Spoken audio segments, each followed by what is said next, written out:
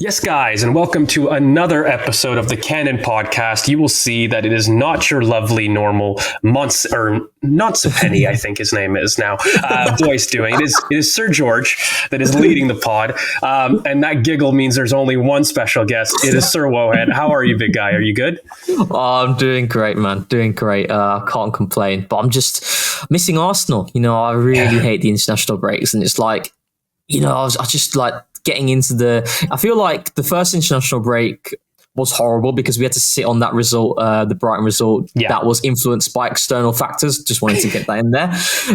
And then obviously, media narrative was the new player. and then, like I feel like the season's starting to begin for me now, and I'm getting into the groove of it. And then now we've had another stoppage, and then there's also another international break in November as well. It's crazy. It's like, was that the case last year? Or am I totally blanking? Has there been more? I'm pretty sure it's usually like 2 international breaks before Christmas, and then there's one in around March time, I think it is. So that will make it like there's definitely been another one added. There's another one in to get these Nation League games, group games finished, and it's just the bin is all I have to say on that topic, essentially. But guys, as you can see, I don't know, well, some of you might be listening on Spotify, and we love you if you are, but if you are listening, I am wearing a fancy shirt because it is Thanksgiving, of course, and the one thing that we want to do is Happy Turkey Day to those that celebrate. I don't know, is Thanksgiving a big thing in England? Not really, not for what I know. I mean, I don't think it is, but I guess it depends because being culturally and whatever. I mean, I'm sure everybody does their own different thing. I mean, even for I'm Greek, so honestly, we don't really do anything special. It's just a chance to have family and do a big dinner. Yeah, I mean, I didn't even know it was Thanksgiving Day until you told me. To be fair, I didn't know. You didn't know. So I was like, that shows how culturally aware we all are, guys. This is it. So happy Turkey Day to those that are doing it. But guys, let's get into it because you know what? This international break, like you said, Wohan, it's been so boring for me, and I feel like I'm yearning for Arsenal. I'm yearning for Arsenal topics, and there's one person that I feel that has divided opinion a little bit, even amongst our own Cannon podcast members. I think Gabriel Martinelli is somebody that we definitely need to talk about. He deserves his own spotlight in a sense. Absolutely. And I kind of wanted to get your gauge on where do you feel Martinelli is at this season? And how do you feel that he's been performing to start the season? Because I'll be honest with you, I've seen some pretty crazy narratives from my own perspective in terms of where people feel he is. And I think there's a little bit of hangover about how he ended the season. But I kind of wanted to get your gauge about where you're feeling, how he's performing in the current role. And then we'll get into kind of, the effects downstream. Of course, we've all talked about it. But how are you feeling right now in this moment for how Gabriel Martinelli is performing? So I tweeted out recently in how I think when we're talking about players who have received a lot of attention, good attention, I'd argue Martinelli has been our most underrated performer this season. He's not been receiving the level of attention that others have. Rightfully so, but I think Martinelli also, when I look at his performances this season, just that baseline, there are only 2 games which I feel Martinelli hasn't performed particularly great in. That was Atalanta away and the Aston Villa game. But outside of that, when we're talking about the games that we've had this season, Wolves at home, he created numerous opportunities for others who lacked that cutting edge when it mattered. Many occasions in that game, I thought he was outstanding against Man City. There's other games, obviously most recently against Southampton, when he, especially when we saw the impact of Marino coming into the team, and Leicester, he was fantastic as well. So we've seen a lot of really good games, and also Tottenham. I think in terms of dribbles completed, I think that was the most out of any player in a single game for Martinelli, if I'm right, against Pedro Porro. But I think he's had a really strong start to the season. I think what it is with Martinelli, if I look back to last season, obviously his output wasn't of the standard that he set in the previous season, and that's what people are looking at. And I think going into this season, outside of the last few games, the fact that he wasn't producing the numbers that people want him to, I think have clouded the judgment and the fairness on his performances. And I think Martinelli really has showed much improvement this season. And I also think it's more down to the environment as opposed to the individual. And I think we both definitely agree on this. And what we've seen, obviously, with Calafiori coming into the fold, particularly against Leicester, what we saw with Martinelli is that he's receiving the ball in much higher areas of the pitch, both wide, but also inside, with Calafiori being able to drift into various different zones that we'll probably obviously talk more about. And that's really allowed Martinelli to be maximised a little bit more. And I also think with Calafiori being that left footer in build-up, being able to progress play down the left-hand side, that's allowed Martinelli to receive more facing goal as opposed to back to play. And it's really allowing Martinelli to thrive as well, especially to have that guy who's left-footed who can give him the ball in favourable areas, but also the overlap that he provides situationally. These are things that are really benefiting Martinelli. And this is where I go back to the point of why me and you, obviously, we were defending Martinelli a lot last season, is because the environment wasn't there for him to necessarily flourish. Whereas this season, and obviously with Marino coming into the fold, we're going to see a player who's going to continue to show a level of consistency. And people are going to be thinking, oh, this is a changed player. But I'd argue it's not necessarily a changed player. It's a player who is just being maximised more because of the players that are around him. Yeah, I think, it's a difficult conversation because I don't want to be disingenuous here, where you're looking at an individual responsibility and a team responsibility. Yes. And so there needs to be definitely some conversations around what Martinelli was individually doing wrong, which for me at times I felt that he was overthinking things. He wasn't acting on instinct, particularly when he was in the final third, but especially in the box, there was a certain delay to him choosing the right decision. And Martinelli, for me, when I first saw him, I profiled him as a Suarez type of profile. And, what made me enthralled with him as a player, period, was the fact that he could find space in the box no matter where he was. He was a brilliant player at creating shot opportunities in the box and finding those and sniffing those opportunities out. And I feel he is a finisher, by the way, that people forget last year was our best finisher statistically. And, that was with some of the problems as well. And, sorry, not last year, the year before he was. And I think, when you're looking at it and you're trying to analyze, okay, well, what changed? What changed for Gabriel Martinelli? And part of it goes to role. So on an individual level, he was delaying decisions. On an individual level, he was overthinking things and maybe not creating the right choice, the right final action, the right crossing strength. That was one for me that I felt like he was a very competent crosser that almost went away last year. And there was a lot of recycling being done. And so from your perspective, I have thoughts as to why that went away, but for you, why do you feel that Gabriel Martinelli was relegated to a ball retention recycler, which for me was his role in the team last year? Because you had almost Bukayo Saka in the right-hand side being the high-touch side. And then we all know about the low-touch side. But that benefit of a strong foot overlap to create separation, I think, is something that fans really ignored last year. And it's all well and good saying a left footer to overlap, but what is the benefit of that? For me, it's a true offensive threat.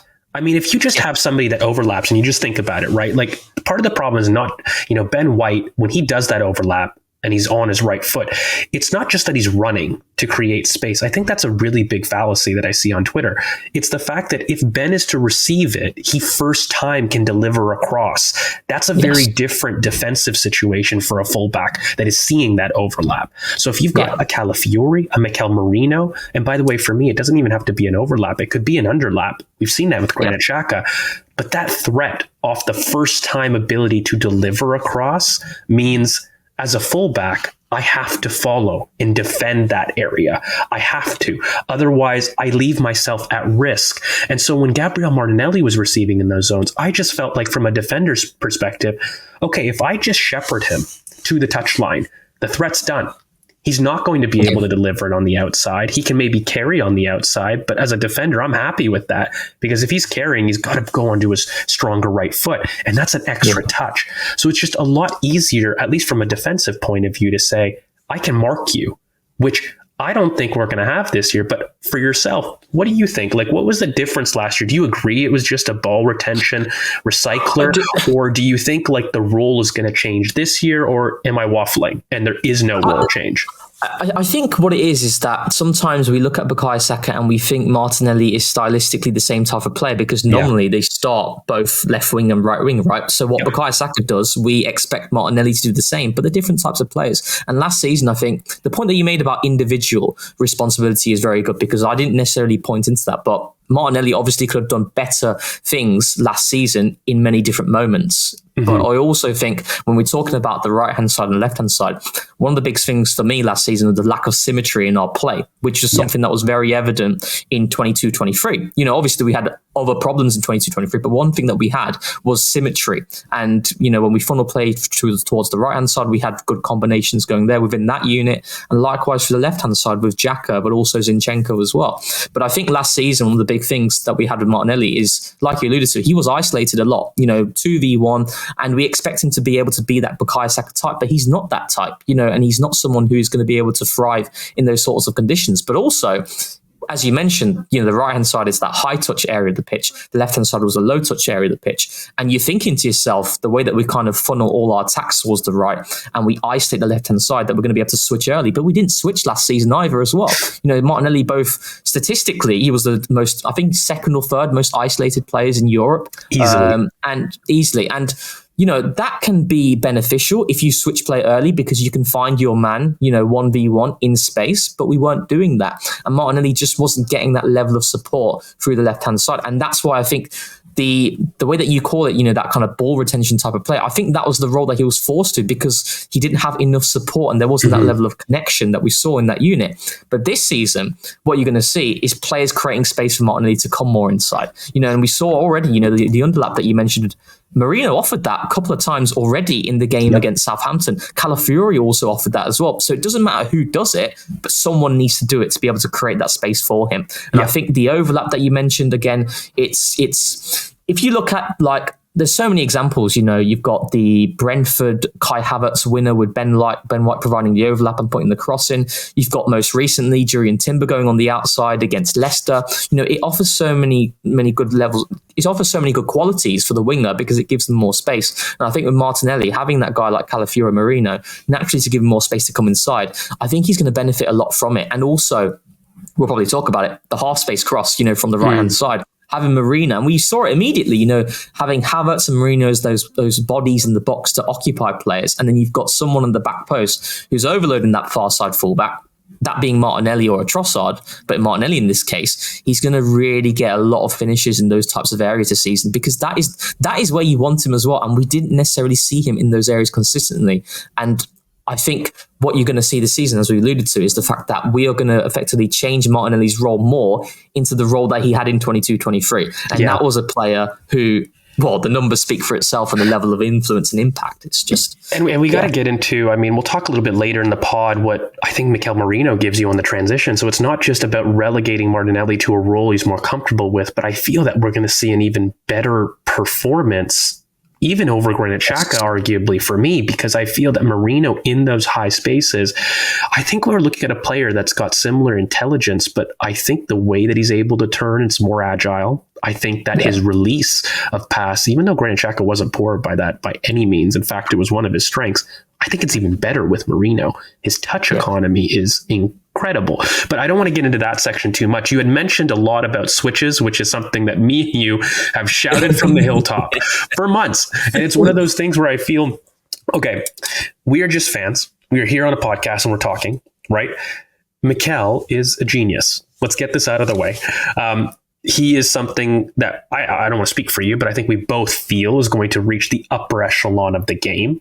This is not a case of, you know, a Canadian and a very lovely Englishman teaching Mikel how to play football. But I do think it's fair where, you know, when fans spot a difference in how the team's playing, you can criticize and you can equally say that Mikel is a brilliant coach who knows everything that what he's doing and maybe getting some things wrong.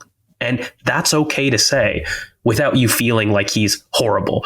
And now there's all these comments. So you hate Mikel, George. And it's yes, I am Mikel out. That's exactly what I'm saying.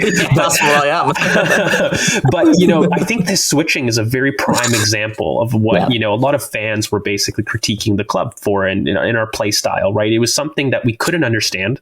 I felt that we had a lot of players that we could absolutely switch with. It wasn't from a lack of a skill. And then this year, we see a completely different intent to go from 17th in the league. I mean, you look at this much more closely than me, but what are we? Are we 6th in the league? I think like 5th or 6th, but also bearing in mind the context of being down to 10 men for effectively 90 minutes of football. You know, 100%. It's huge. You can at least add 2 more switches in there. That takes us, towards the top end of 3rd or 4th. So completely. And I think, statistically, I mean, no one wants to look at numbers, but to go from 17th to 5th in the league means it's a clear difference. It was something that, we looked at. And I think I had a look. Calafiori has almost 100% passing completion with his long passes. We've added a new weapon.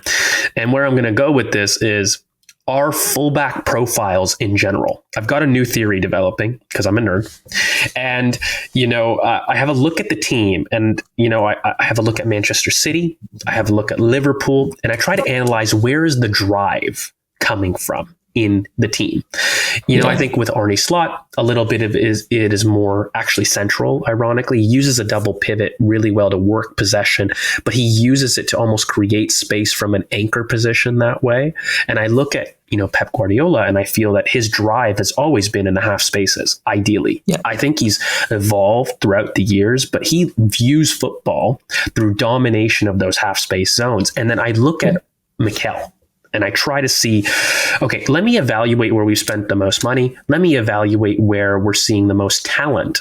And if you look at Ben White, Jurrien Timber, Ricardo Calafiori, I know he's injured, but Zinchenko. We look at Miles Lewis-Skelly and his ability to play there. Jakub Kivior. Am I missing any other fullback? Tommy Asu, when he's available and when he's there. When he's available. But mate, I've listed 6 players there.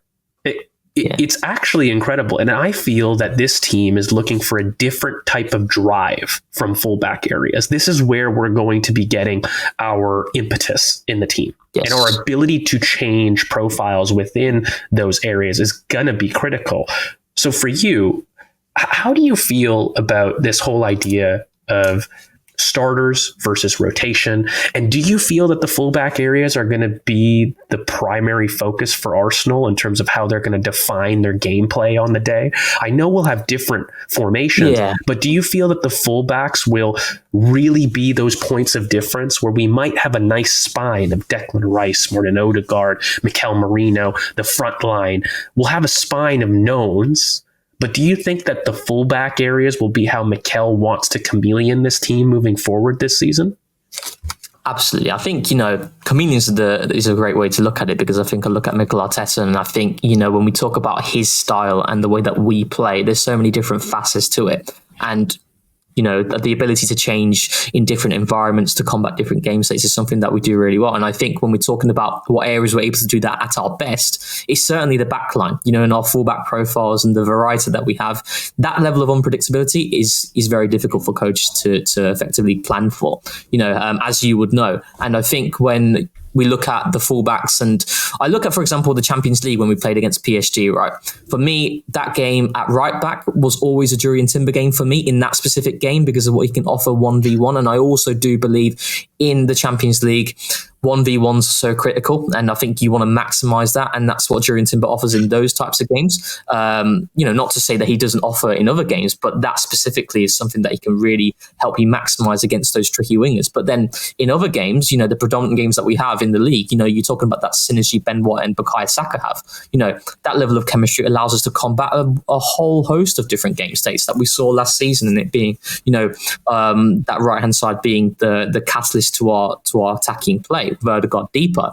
And I think, with Calafiori coming into the team, as you mentioned, that drive and that impetus, and I think you've mentioned it, him potentially being that X-factor player for I can see that, because this is a guy who just plays with no fear at all. He goes into games, and regardless of the game state, which sometimes can leave you on a bit of an edge, especially with being early days and him still adjusting to the intensity and what Premier League football is about. But that guy who can just, take the ball, take responsibility and drive with it, whether it's through passing, whether it's through carries, whether it's left or right foot, it opens different doors. And that's what we've seen. And actually, I know Alex trolls me about it a lot, but Thiago Motta's thesis, I want to get it in there.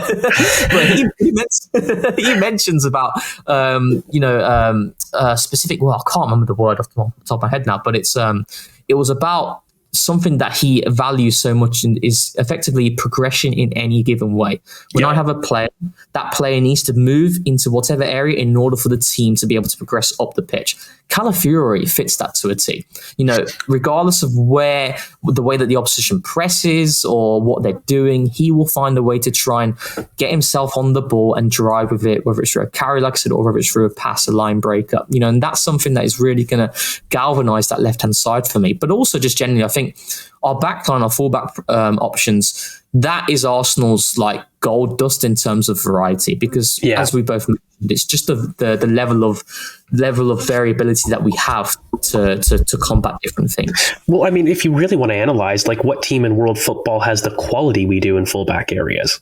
I mean, again, he's not flavor of the month, but Alexander Zinchenko categorically is one of the best inverted left back options that you can have in the world, specifically against a low block. And we all know the issues defensively, but let's not paint something that he's not. That's just absolutely true. Calafiori, for me, is performing as the best left back in the Premier League at the current moment, even in the small sample size. I mean, when you look at some of the statistics that are around there, he's first, in so many different categories, statistically at least. And, he's provided life into that side. We see it as Arsenal fans. And then you look at Jurrien Timber, who hasn't missed a beat from an ACL. Let me repeat that for people that are listening. Hasn't missed a beat since damaging his AC. That's huge. I mean, I don't think that we're looking at somebody, again, who has been really able to kind of be our best lockdown defender 1v1, in my opinion. I believe Jurrien Timber, at least 1v1, is our best defender in wide areas, whether it's left or right. So to have that, by the way, is just a completely different dynamic that we didn't have last season. You're talking about a Marcus Rashford threat, a Matoma threat. And to be able to just say, we'll throw in Jurrien for that game and that game state, it's incredible. And it's crazy, just like, it's just to really get comments there, just to add on that point. But you look at the list of players that Timber has been up against already. We're talking about, against Doku, against Leon Bailey, against Minter, against Barcola, against Johnson for Spurs, who's now on ridiculous form. These are players that he's neutralized completely. Top players. It's crazy. No, it's incredible. And I haven't even talked about Ben White, who for me, I still believe has been getting huge disrespect, because I feel it's weird for me. I feel every time Ben White has an injury or has off form, we find out he's playing on one leg, genuinely.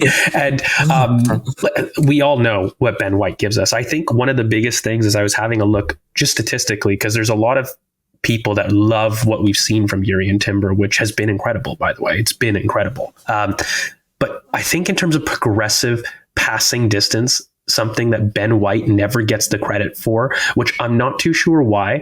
I believe that he's one of the better progressive passers that we've got, but I think it's because we have a look at Jurrien Timber in terms of what he offers us on the half turn and say, that's different. And I think Jurrien Timber actually is a lot better in different areas. So I think Ben White has his benefits and Jurrien Timber has his benefits, and they don't overlap, which is brilliant from a profile perspective. For example, for me, Jurrien Timber is best in kind of the middle third areas in terms of being really brave and unique in terms of his ability to find people between the lines, but on the floor, very specifically for me. I think Ben White's a much better half space crosser, for example. I think Ben White can pick from the touchline positions people out much better than Jurrien Timber can. But for me, Jurrien Timber offers that flexibility between the lines on the floor that Ben doesn't have. That underlap, by the way, I think is much stronger with Jurrien Timber. And I think he's actually more unique. It's one of the reasons why I've wanted to trial him at center midfield and why I had that dream in which Mikel talked about, because for me, that passing range is truly unique from Jurrien Timber. But I think the running power for me is very different from a Ben White, for example. So for me, when I'm just having a look at all this stuff, and then I go even to the left-hand side, we haven't even talked about Tomiyasu, mate. Tomiyasu was our lockdown defender last year, ideally, in our minds. I don't want to speak for you, but I think most people felt if we needed somebody, a Mohamed Salah, let's throw Tomiyasu at left back to deal with that. when he's back fit, I just think that the drive that Arsenal are going to get and the character that we're going to display this season, whilst being different from last year, is going to come from fullback. And I think that's going to be the way forward in modern era. This is just my own personal thinking. I believe that fullback areas have been the most changed profile in world sport. They will always be asked to do more and different things and more unique things, in my opinion, than most other positions on the pitch. I think when I look at it, mate, if we're talking about in 2002 and in that era, I mean, fullbacks were jock to boot, crossers, 4-4-2. And then as we transition throughout the years, okay, you got to invert and go into midfield and become a deep lying playmaker, metronome. And then now I think Ben White created a completely new role, by the way, that nobody spoke about. I mean, the demand to be a third center back, an inverted, option in midfield, whilst also being a traditional fullback and having the running power on the outside. He created a new type of role. I mean, Gavardiol is now a prototype. Calafiori is a prototype. Yeah. Ben White did it before other people, which I don't know if he ever gets the credit for. But I guess and 2 years of consistency as well. 2 years of being the most consistent right back in the league. No, brilliant. I don't think you can argue that. It's phenomenal. No, I completely agree. And I guess where I'm going with this is that I feel that fullback has always had such a different trajectory compared to other positions. And I'm trying to look at what's next. As a podcaster, like, can we predict so that we can call ourselves great? And I think my prediction is, I'm looking at fullbacks and I think, ironically, for as much as we ask for them to do, they're going to be the most changed position for me in world sport moving forward. You're going to look at more teams looking to acquire fullback profiles to change the complexion of your team. And maybe I'm wrong in terms of that being with everybody, but for me at least, I think Mikel will characterize the chameleon of the team through his fullbacks. And I think he'll look at, central zones to be kind of predictable. Your Gabriel Saliba will be predictable. Your David Raya, your Martin Odegaard, Marino, and Declan Rice, ideally, will be his go-to midfield. And in the front line, I actually ironically think, whilst we'll have brilliant options to bring on the bench, he's going to have a predictable way of setting up in the final third. Especially with how he wants to use Kai Havertz. But I do believe that X factor that we're going to get into, we might as well get into this topic. I've said Calafiori is going to be the Mustang X factor profile. I actually, by the way, have had to sit back and maybe reevaluate my claims on the summer, because I still feel that we didn't do certain things in the final third, but we're not here to talk about that. I still think that's the case. But as far as recruiting a Maverick, in a million years, and we've talked so much, Ryan, about, how we see the team and how we need the Maverick. I never said it could come from center back. So I'm not going to sit there and say, I told you so here. This is just something that I felt we needed a Maverick. But now I'm thinking, mate, could Calafiori genuinely be the Maverick? And from a non-joking perspective, I know we joke, Mikel Arteta has sat there, said, I want a Maverick, and he's made it a center back. But for me, mate, genuinely, this guy is everywhere on the pitch. And I don't think people really recognize, I said maybe a bit of a mad statement on Twitter, but I compared him to Beckenbauer. And I really feel we're going to see somebody reimagine that role in a more modern way. And just having a look at Calafiori's small impact already, how do you feel about the comment, is he our Maverick profile? Do you believe that that's going to be the case this season? And then B, where do you see him developing? So we know that there's raw aspects, but where do you see him developing, especially with his story in the team and Arteta's ability to coach Mavericks? Do you foresee issues there? Do you foresee this idea that he'll have to curtail his own play style to accommodate, from what we've seen, a more rigid Arteta in previous years, which I think is changing? But I don't want to speak for you. Like, how do you feel about those statements? Yeah, the first game against Man City, his first start for us, you've got a moment in which Savio manages to do him for the opening goal. And by the way, when we're talking about Calafiori, and you've mentioned it many times in terms of one of the things that he struggles with is the distances and being able to get there and make that correct call. And, the times which Savio did beat him in that game was when he didn't get his distances right and he wasn't able to fix the winger. When he fixes the winger, I don't think there are many issues with Calafiori. If you look against Dibbling, I thought he did really well against Dibbling, barring that one moment, which actually, to be fair, he was fixed and Dibbling just managed to do him on there. But I think you've got a defender who's really good in those areas when he's able to get into the position and make the correct call of when to kind of get tight and when not to. But then you look at the moment, that gets us back into the game. I've not seen an Arsenal player do that in a big game, during adversity for a long time. We win the big games under Mikel Arteta. Our record speaks for itself. But in that type of game, say to do it against that type of team, to just receive it in the half space and just fire it into the top corner, mate, that's set the tone for me. After being at fault. Really for the goal. After being at fault as well. And this is where we talk about it. And Mikel Arteta mentions it so many times. He takes responsibility and he feels like he's not afraid of the occasion. And maybe that could be due to sometimes perspective is very key where, this is a guy who, as you mentioned many times, he's gone through big injuries, and that is for a player like a killer. Making a mistake in game isn't a killer. That doesn't change how you play. And I feel like Calafiori is that type of guy.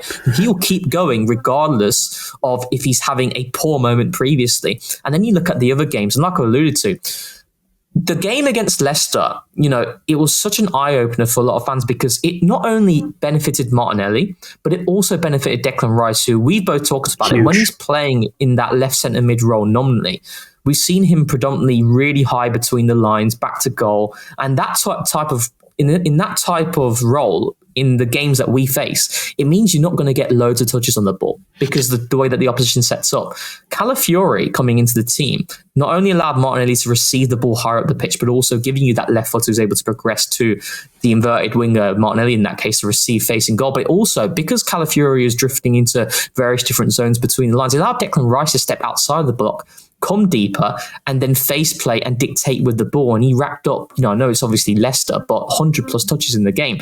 We're not seeing Declan Rice do that in that sort of role when we've had Jorginho, when we've had Thomas Partey, and that comes from Calafiori. So the Maverick point, I think you could definitely see that with Calafiori because of the responsibility that he takes. And I think where I look at him in terms of long term, and I think we both agree, I do think long term, he is maximised at left centre back for me, nominally. And, we can talk about that, what happens there a different day. And, there's a lot of things. We've got obviously Gabriel performing as, for me, one of the top tier centre backs in world football. But I think Calafiori, that is where you're going to see him at his best. But I do think this season, I look at the impact that Guardiola had for Man City in his first year, particularly in 2024. I don't think there was a left back who performed better than Josko Guardiola this year. But now I look at Calafiori, I think he can give us a similar type of impact in his first year to a Guardiola. And then maybe that was our guy to be the X factor. Also, I know we're kind of going off tangent slightly, but maybe the Sterling's acquisition will allow Bukayo Saka to be managed better, and maybe he can be our X factor. So there's different things. I've made that point before. You made that claim. I remember, that really hit me. It's like we obviously didn't get that. Nobody thought Raheem Sterling was the guy that that wanted at the start of the window. But obviously, as the window developed and going towards deadline day and the finances to it made so much sense. And maybe perhaps Bukayo Saka being able to manage his workload is the way to kind of get that X factor. But Calafiori, to be honest, I always felt that the Raheem Sterling deal was absolutely one of the best band-aids we could do. But in order to maybe make my mind at peace a little bit more, maybe this is me reworking logic and whatever you want to call it, and re-engineering a way to make this work. But no, I genuinely do believe if we can get Bukayo, for example, he's coming back off an issue in the international break. I don't think it's a big issue. I think it's a very smart thing for him to do, to be honest. I always take your word. Until it's worth nothing and he's out for the rest of the season. No, I'm knocking on every word. Okay, don't worry, guys. It's not the case. But for example, he's coming back with something I would say is an issue. It would be nice to see Raheem Sterling trusted against Bournemouth right wing, which he absolutely could do. And working him back slowly to anticipate the Newcastle, Inter Milan, Chelsea road. The Liverpools of this game. Like, we look at those fixtures and we want our best players there. And I genuinely do believe look, let's put it this way. If I can guarantee that there's a greater percentage Bukayo starts against our toughest fixtures, I believe we'll do well this season. And he will make the difference in those games, and he will step up and create output. That is a marquee for me. And, But I don't think Bukayo maybe had the fitness to do that last year, particularly towards the end of run-in situations. I feel that we overwork that boy so much. I don't think that's another topic. Yeah. We're going to get into the Saka part of it all. But yeah, mate, I think just to get back to really the maverick of all of this discussion and why, okay, we talk about these things and then people on Twitter say, mate, he just has aura. And, there's... And he looks good. Yeah. Well, look, I have a weird claim, tin pot hat time. I think part of the reason is because he's handsome. He's a handsome guy. He needs to get himself a girlfriend immediately. I do not need to see any sort of paper talk or just please. Can you imagine the talk that's just going to happen? That guy, honestly, and I think people forget he's so handsome. Genuinely, yeah. I think people forget that he is younger than Saka. Like he's a young crazy player, yeah. And I just have a look at him, mate, and I think mental resilience. The biggest thing that when I watched Calafiori and I scouted him, and we had our scouted, and everyone can go check that out if you'd like from strengths and weaknesses and videos. But the biggest thing, if you had to give me an elevator pitch in 10 seconds or less, who is he? What is Calafiori? I'm telling you, Calafiori for me is one of the top 1% elite mental profiles in the game. And I could just see that he was somebody that took responsibility in chaos. It was really as simple as that for me. When everybody was panicking, he was the last person to. When the life is on the line and there's 10, 15 seconds left, we saw it at the Euros. We saw it at Man City. He is the type of person to step up and not do so hurriedly. He would almost be like, no, I got it. A very calming presence in which you're panicking, but I will calm your mind and make you calm with me. And don't worry, we got this. Whether that's through breaking out in a press in build-up, whether that's through carrying through the thirds, drawing 3, 4, 5 players, destroying defensive structure, and then laying it off to somebody to finish the final action, or, as we saw against Man City, stepping up to be the final action. Yeah. This guy, for me, is just somebody that exudes, I will not lose, and I will will my team not to lose. And that's the marquee. That's the the other thing as well, George? Do you know the other thing as well? Like when he plays for Italy, you have Bastoni and you have Calafiori, right? And Calafiori is the guy who's given the reins to be more freer and to that responsibility. And that's crazy. Because when you look at the way Bastoni plays for Inter Milan and being one of the top prospects of centre-back in Europe, Calafiori is given more freedom than Bastoni. And that is a test that just backs up what you're alluding to in terms of when you want a player to drive you forward and to take that level of impetus and take it to the opposition. Calafiori, we've seen it on international duty. We've seen it at Arsenal already in such a small sample size. We've seen it against Bologna. I remember that special dinked finish with his right. I know the exact one. Yeah, it's just crazy. No, it's incredible. And mate, I don't even know what to title this podcast, but it's genuinely going to be a case of finding new players in this team. And it's crazy that I really think Bukayo Saka is a new voice already in terms of what we're talking about. As if I thought that he couldn't surprise me. He goes and he starts producing the way that he's producing right now, which, by the way, is a different level to what I've seen. There's a level of arrogance towards it. And I just feel like it's so incredible that I'm looking at Calafiori and I'm putting him as one of the leaders on the pitch for me right now in as few games, in a new league, in the toughest league in the world that we call it. And why, how can we profile, how can we find more Calafioris mentally is going to be the question. That's where you're going to get your gold nugget as a scout. And I think my early theory, to just tie this up, really, it's going to go down into mental resilience. And it's a difficult thing to quantify, much like media narrative. There's nothing there. No, I kid. I had to. I can't believe we wanted to have that one, Alex. Have that one. But it is not an objective quality. And I'm going to try to do my best to define it, because this is what hopefully you guys sign up for in the Cannon Podcast. Like when I look at that type of player, and it's not as simple as just, willing to make a pass after a mistake, right? I mean, most people can maybe pick those things, right? I think for me, mental resilience, when I try to look at it, it is a level of composure and not letting your environment dictate your play.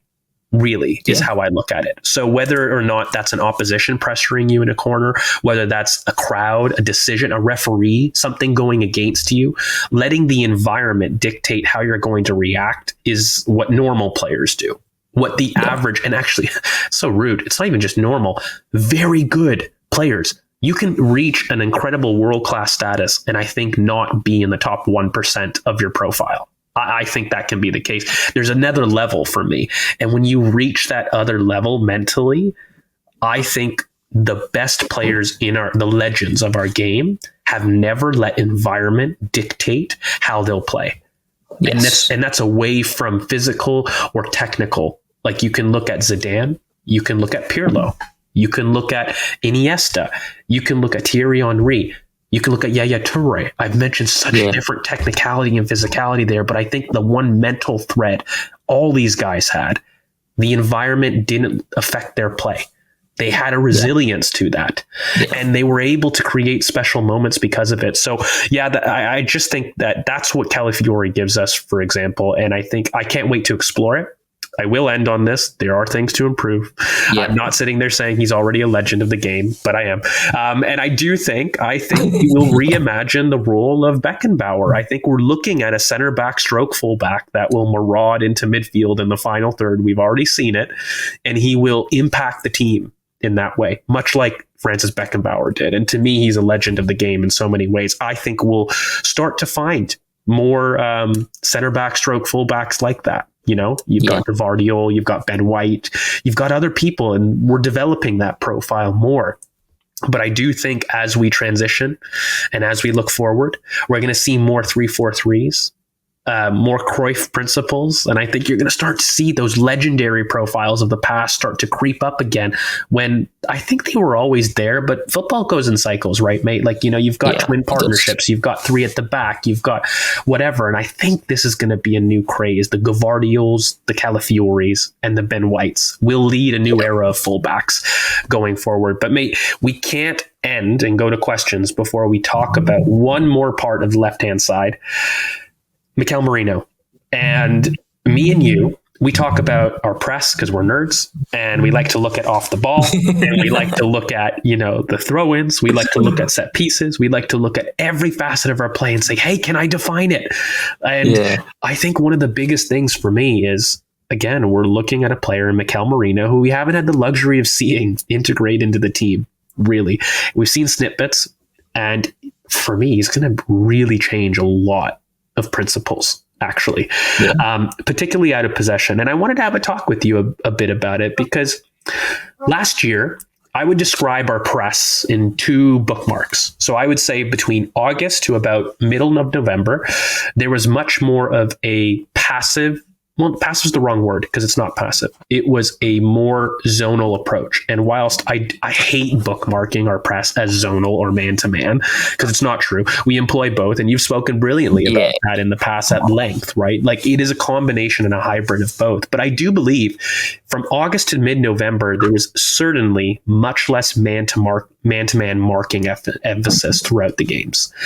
And we definitely, for me, turned a switch, which I saw reflected in PPDA numbers. And I felt like, okay, the reason we're doing this is to give ourselves legs for the run-in, was my prevailing theory.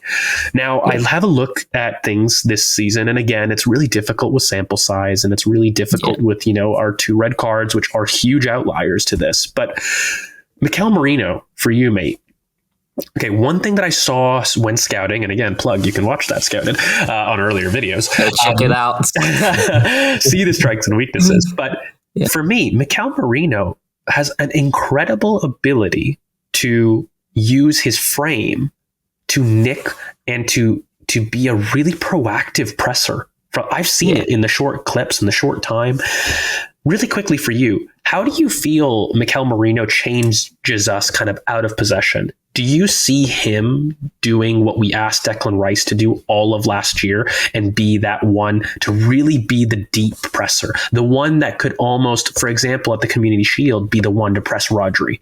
Do you believe that Rice will still do that for us and that Mikel Merino will stand back? Or do you think those roles will switch? How do you feel that having another person with the physicality, the tenacity, and the dueling competency, because again, this is a guy that was the best dueler in Europe last year, not just in absolute numbers, but I just think his tackling technique, by the way, is incredible.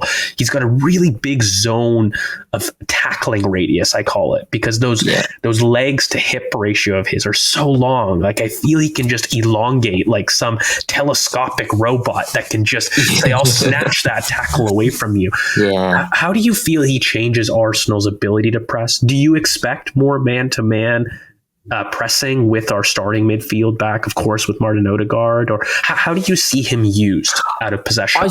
I think the way that, most Arsenal fans, including myself and yourself, we see it being as kind of like that Rice being the deeper guy, effectively where Thomas Partey plays, and Merino being on the left side, which is where Declan Rice has predominantly played when we've had Jorginho and Partey. And I think we've already seen small snippets against PSG, against Southampton, how those two are going to be deployed. And I think it's the right way to do it. I think if we go back to last season, I think Declan Rice, as much as there were things I didn't like in terms of how he used him on the left side of midfield, as we've already mentioned, on the ball, but off the ball, he gave us so much in the press because of his ability. When we went zonal, it was kind of like baiting teams to play short passes, because zonal effectively is more like you're covering a specific zone. It doesn't matter if there's two players in there. We're not going to get another guy to follow that extra guy. You're going to cover that zone. You've got that responsibility. And Declan Rice many times would just stand in between an opposition pivot if they're building out in this kind of like 4-2-4 kind of shape to kind of bait them in. And I think Merino, we've already seen him against Southampton as well, do a similar sort of role, effectively the same type of thing, but Merino doing it as opposed to Rice, and Rice being a little bit deeper. And I think that just gives us a lot more balance. But also I think the dueling numbers that you mentioned, Merino, I think, will allow us to do exactly what we did with Declan Rice last season, but also effectively maximize Declan Rice more, in terms of him being a little bit deeper and him being able to orchestrate more in possession. And I think with Merino already, it's like, in terms of his tackling, the way I kind of look at it is, and it's very similar to Declan Rice, is like when you have a 50-50 duel, Merino and Rice, those types they change those situations from 50-50s to like 80-20s in their favour. And it makes such a massive difference. And that's due to how they use their frame and the way they approach those situations. And I think he's going to give us so much quality there. But in terms of the press, I think, last season, I think 22-23, that was the first year where we saw our press really tick. And that was down to obviously the players that we had, Saliba coming back into the team, and obviously with Gabriel Jesus being the best pressing forward in Europe, etc., all those different things allowed Arsenal to press really aggressively, man-to-man throughout the entirety of the season. But I did feel like we burnt out towards the latter stages. And that could be down to not having Saliba, and obviously Tomiyasu getting injured as well against Sporting. But I did feel like there was a drop-off there. But last season, I felt like there was more onus on effectively achieving the same level of effectiveness in our press, but conserving more energy. And we're only able to do that because of having someone like Declan Rice and the role that he could do in the press. But now we can do that with Merino, and then we can maximize Rice more in possession. And I think we will do exactly the same thing as last season, but I think you will then see Arsenal go more man-to-man in certain games that we didn't necessarily do last season. And that's because you've got two really strong duels there. And like Thomas Partey, I look at Thomas Partey, I think he still has serious quality to give the team, but we've seen a physical drop-off there for me, and now you take that player out of the fold. You've got Declan Rice there, who gives you that dueling capacity. You've got Merino, who can do the Declan Rice role. You're talking about a team that is going to be so much more potent in the press. And I actually think when we talk about staples of Mikel Arteta's play, counter-pressing is one of the key things. There's a massive lecture from Miguel Molina, one of I love it. the assistant coaches at Arsenal. I love that you know that.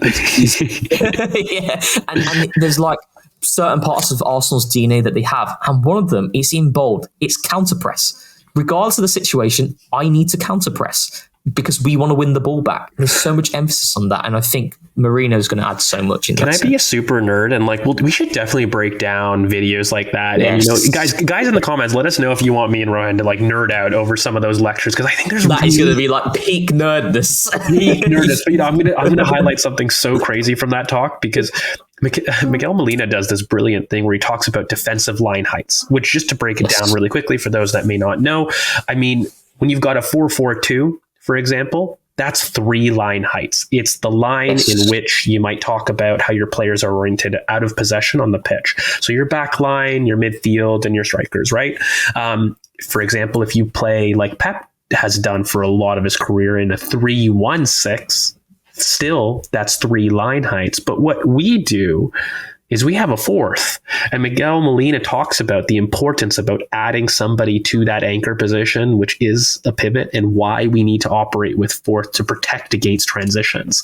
Yes. And I guess the one thing that I was going to ask you is, what do you feel that Mikel Merino gives us another player that now we've got also Thomas Partey sitting potentially on the bench in our starting 11, that we can facilitate this and a more aggressive pressing approach, looking forward and looking into kind of the new year and in the next 6 to 8 months? Because I just have this feeling, mate, that Mikel spoke about it against Spurs. He didn't want to play this way. He had to completely change his approach. And I really feel man-to-man pressing is his golden child. It's why he wanted Pep Linders from Liverpool. I really feel he wants to ideally recruit a midfield and a defense that he feels comfortable pressing people off the park with.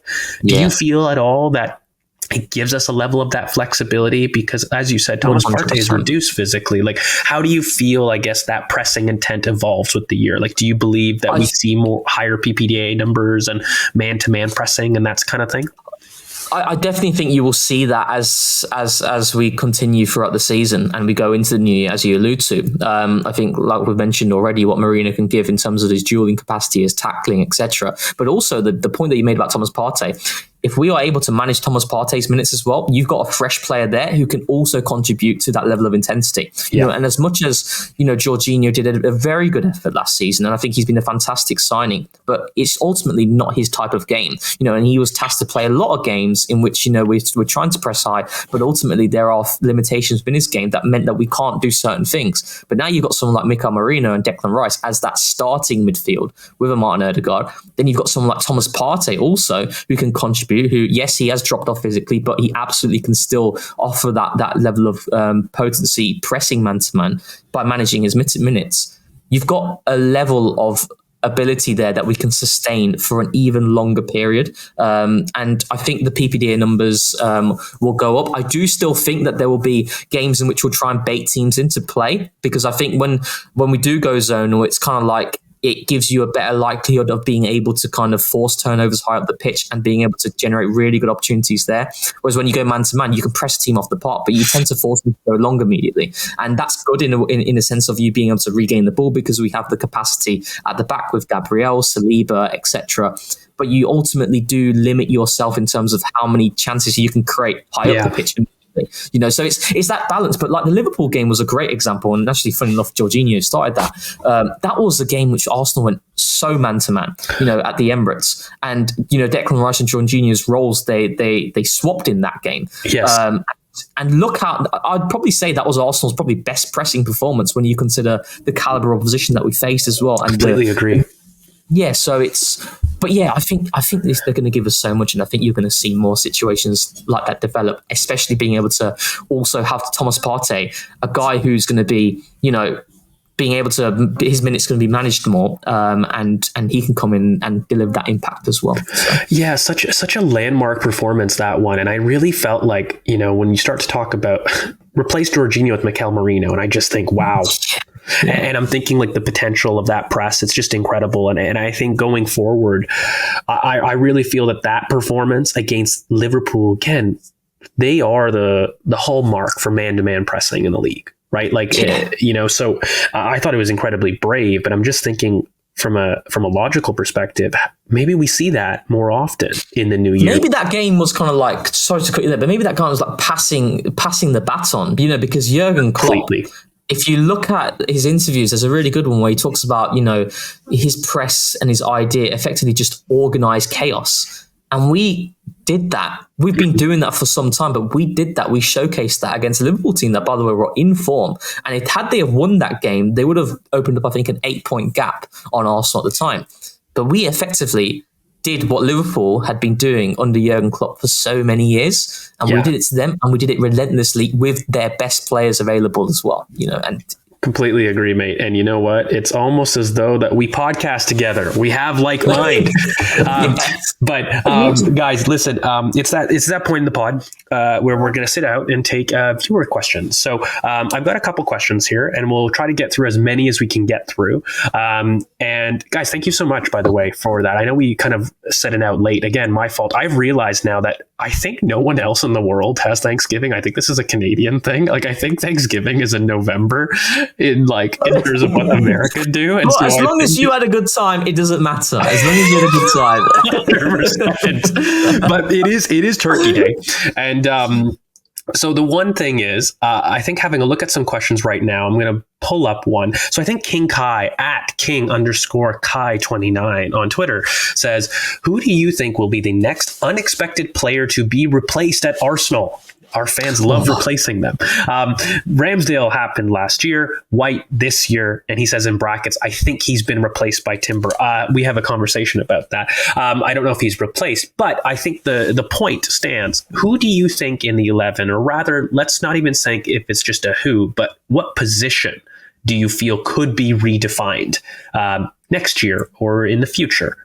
We've seen it happen with the goalkeeping position very drastically. We've seen fullback have such a high recruitment, and we've talked all pod how that's the drive. What do you believe is the next role to be renewed? It's difficult because ultimately, like I said, obviously at the time in which we phased out Ramsdale, I can understand the reasons now after looking back at certain interviews, etc. But I didn't initially foresee that happening, and it's very difficult to kind of predict these things because ultimately we're not in Mikel's mind. But I think not necessarily phase out, but I do think Gabriel and the way that we kind of use our left centre back, I think we'll start to see more minutes being given to Calafiori there as well to manage Gabriel, but also to give us something in different games. The Saliba-Gabriel partnership for me, it's the best centre back partnership I've seen watching Arsenal live. In terms of, I genuinely think the level of consistency, their performances, how they complement each other is phenomenal. But I do think with the fixture schedule and how the number of games that we will have, I think we will see games in which I think Calafiori could come in at left centre back and we could see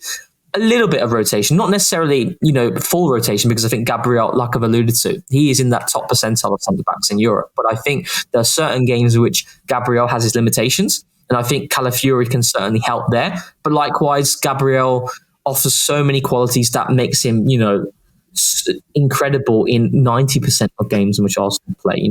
But he's so hard to say, because the level we're at, it's very difficult.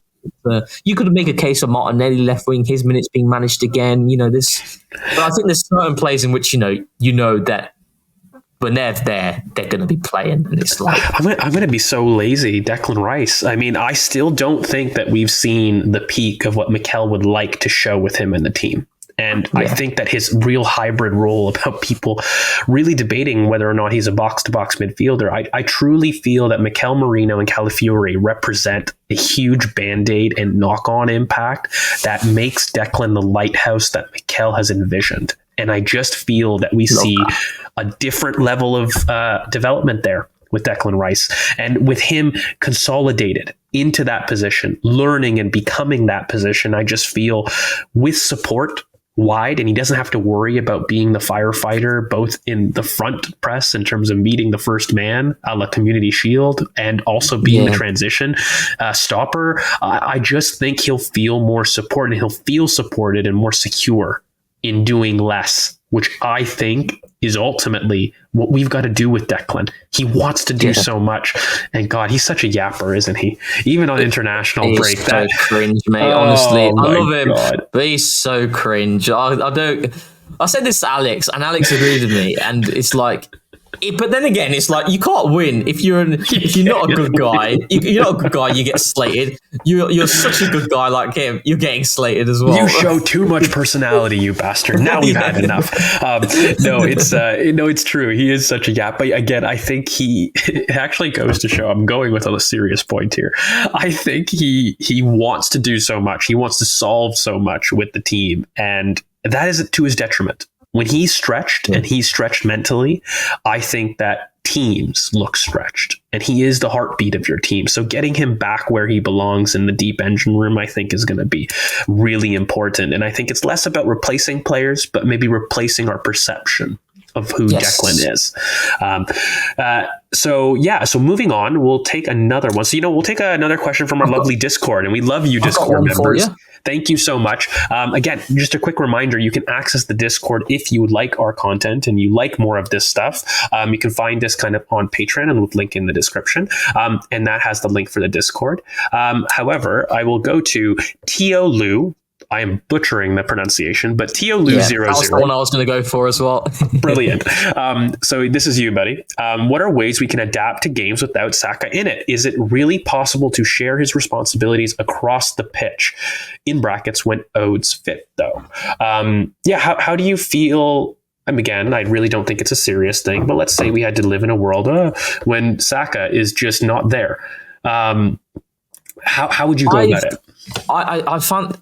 This is something I wanted to actually talk about a little bit, because it's quite interesting in how, we've adapted without Martin Odegaard, the circumstances not being great. And I don't think we've necessarily maximised certain players, but we've got through it. We've done really well.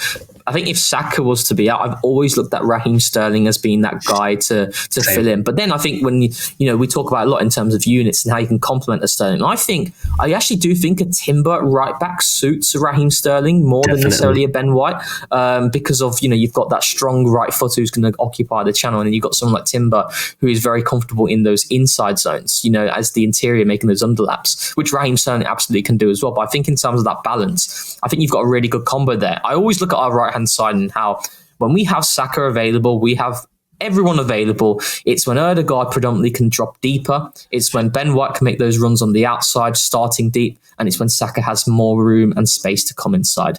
But when Saka's out of the team, I'm looking at Martinelli, I'm looking at Sterling. I think a Jurriën Timber type of fullback there really gives us more synergy there as opposed to a Ben White. And can I build off that? I actually think the left-hand side might change, and I might want a Trossard. So less so what we're doing, and I just want to build it off, is we're flipping dynamics, really. So, the left is the lower touch transition player. And with Raheem Sterling, I agree with you. You need a Timber to really facilitate that underlap, right?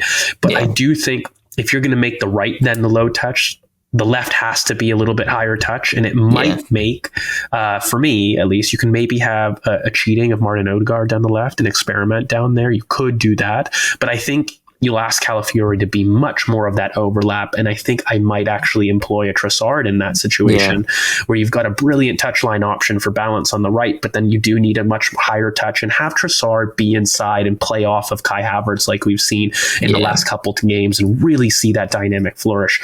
I might build off that a little bit. And you know what? Synergizing.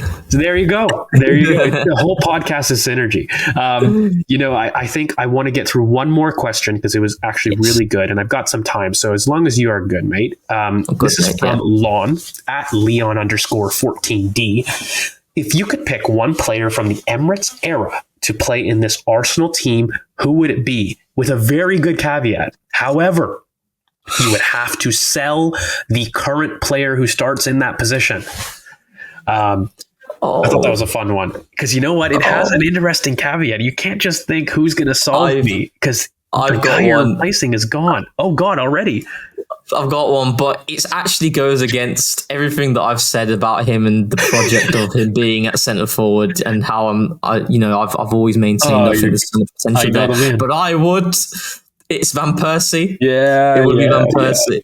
It'd be Van Persie, mate. Honestly, as much as I love Kai Havertz, and I've been banging on this drum about his centre forward potential, etc., but Robin Van Persie had everything. Can you imagine him with our wingers right now? That's what I'm saying.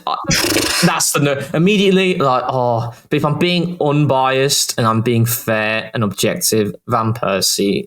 It looks like I'm copying you. I was setting you up, because I was like, oh God, he's going to choose someone else, but it has to be him. It has to be Van Persie, especially with how we play, right?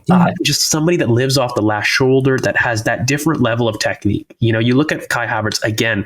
I think he's actually way more unselfish. We'll probably lose in the press, right? I think Kai Havertz is a much more willing worker, but I think in possession, the killer, what we would get, mate, that season he's getting 30 Premier League goals. He'd get 30 Premier League goals in his he's breaking records.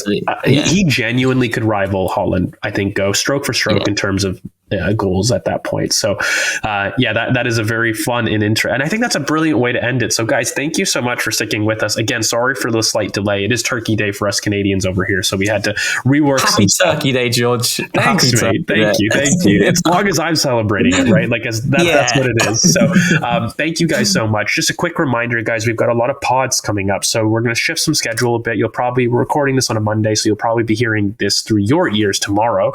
You guys have a Scouted to look out for on Wednesday. Of course, The Cannon Live. I love it. Guys, check it out because it is probably one of my favorite shows. It's a completely different dynamic to this nerd fest that we both went through today, but I love it equally.